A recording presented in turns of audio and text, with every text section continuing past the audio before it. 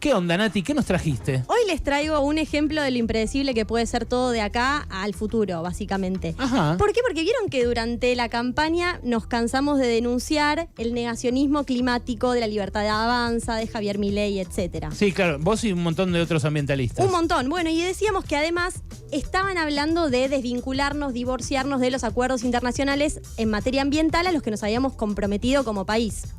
Resulta que en este momento está sucediendo la COP28 y pasó algo sorprendente, pero que me parece que está bueno. En principio no vamos a abandonar acuerdos internacionales, así que tenemos una buena noticia.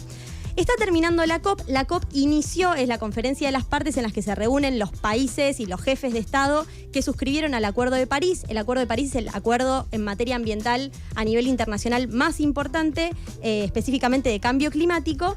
Empezó cuando todavía estaba el gobierno de Alberto, pero en el medio acá hubo traspaso y la COP sigue. Por lo tanto, la representante de Argentina, que era Cecilia Nicolini, volvió y ahora fue la representante de Argentina nuevamente, pero por La Libertad Avanza. Ah, bueno, entonces hay un representante. Claro, podría no haber habido un representante para Claro. los últimos 3-4 días de la COP perfectamente. Eso ya me pareció que era algo positivo.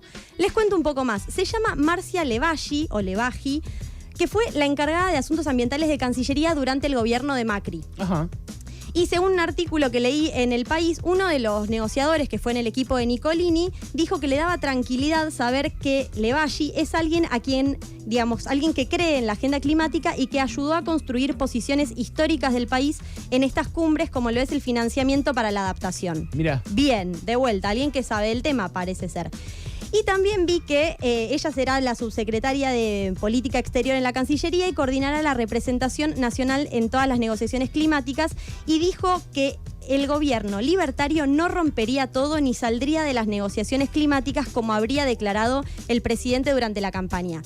Vale aclarar acá que esto no era un invento nuestro, o sea, eran cosas que se decían específicamente, no Sí, era... las decía Milei abiertamente. Claro, no era una interpretación del ambientalismo, la campaña del miedo, no, se decía esto. Ahora, esto es sorprendente y está buenísimo. Y de hecho, en la cumbre dijo, porque tuvo varias reuniones bilaterales, vine a traer tranquilidad a Naciones Unidas y a otros países de que Argentina va a seguir comprometida con el Acuerdo de París y va a cumplir sus obligaciones climáticas. Yo lo que me pregunté es, ¿por qué? ¿Por qué este cambio de 180 grados? ¿Qué es lo que pasó? Y estuve leyendo algunos artículos que escribió Matías Atavramou para Diario La Nación. La cobertura de La Nación sobre la COP está buenísima, así que la recomiendo. Y le preguntan en la entrevista cómo se compagina la administración del liberalismo extremo con la política ambiental.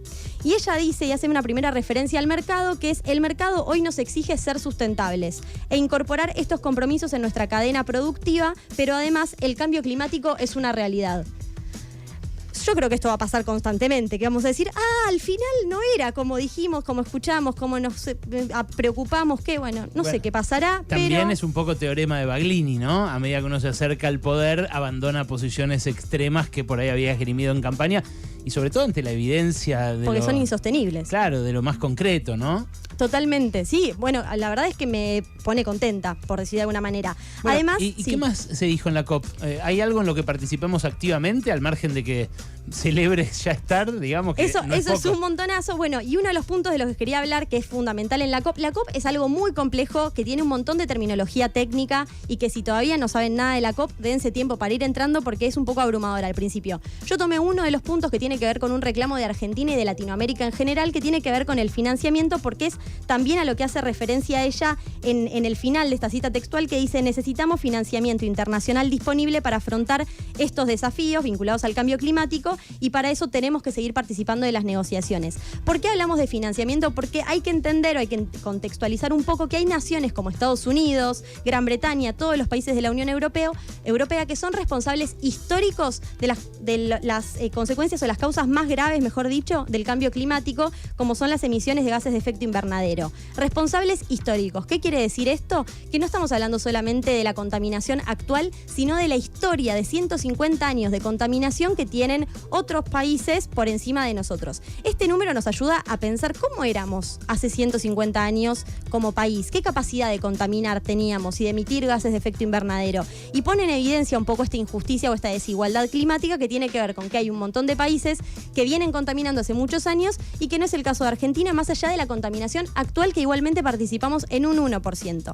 Y además hay un punto que tiene que ver con esto, que es el de, y acá viene de vuelta el reclamo de la región, que es que somos acreedores ambientales. No solamente porque otros han contaminado más que nosotros, sino porque además los países menos desarrollados, con menos recursos y con menos herramientas para hacer frente a las consecuencias del cambio climático, después son los que más sufren esas consecuencias. Claro. Que son justamente los países de nuestra región. Inundaciones, sequías, eventos extremos climáticos y demás. Todo eso, todas esas consecuencias y esos daños para nosotros son mucho más graves que, por ejemplo, para Estados Unidos. ¿Cuánto tarda Miami en recuperarse de un huracán y cuánto tarda Haití? Ese es el ejemplo básico, pero que sirve siempre para entender la gran diferencia que hay ahí. O Concordia de la inundación de hace 2 semanas, ¿no? Obviamente. Son realidades muy distintas. Nati, ¿cuán cerca estamos de que esto se traduzca en guita? De que los países ricos empiecen a compensarnos por esa diferencia.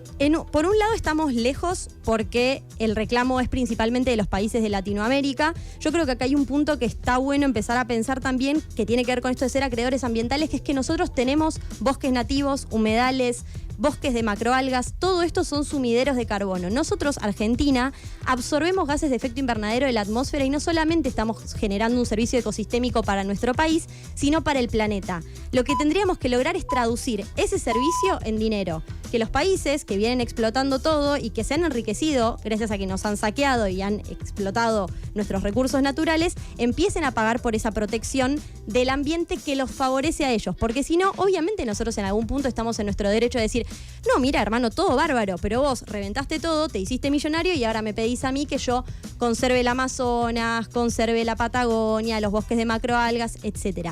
Y sobre financiamiento se viene hablando hace un montón de tiempo. Hace aproximadamente 14 años se había establecido que del 2010 al 2020 los países que más han contaminado tenían que generar un fondo de $100.000 millones por año para darle a los países en vías de desarrollo, etc. Buena guita. Bien, de eso llegó poco y nada, y eso es como que se va pateando, se va extendiendo, siguen negociando. Uno de los grandes problemas que hay en la COP, principalmente este año, es que hay mucha presencia del sector petrolero, entonces eso también pone muchos frenos. ¿Por qué? Porque justamente uno de los objetivos del Acuerdo de París y de lo que se negocia en la COP es el abandono de los combustibles fósiles. Se viene negociando en cómo se va a hacer esa transición para poder basarse más en energías renovables, etcétera, pero lo cierto es que pasamos de pensar y de hablar de eliminar a hablar de reducir y de absorber, y esto mismo pasó hace muy poquito en las COPs, en la COP 3, en el Link 3 del Tratado Global de Plásticos, que también se está hablando de cómo eliminar los plásticos de un solo uso, y de repente el texto sobre el que estaban negociando pasó de decir eliminar plásticos de un solo uso a decir, bueno, gestionar mejor los residuos, claro, reciclar. El lobby petrolero es enorme y ese es uno de los grandes monstruos contra los que hay que pelear. Es Nati Macei, la ecointensa, a quien acaban de escuchar, la pueden encontrar en sus redes sociales, por supuesto, donde responde y amplía todos estos temas todo el tiempo, en Instagram, en Twitter, sobre todo en Instagram, la ecointensa está muy activa. Nati, otro día me hablas de los bosques de macroalgas. Ah, dale, buenísimo, me encanta. Me quedé pensando en eso. Gracias, A ustedes.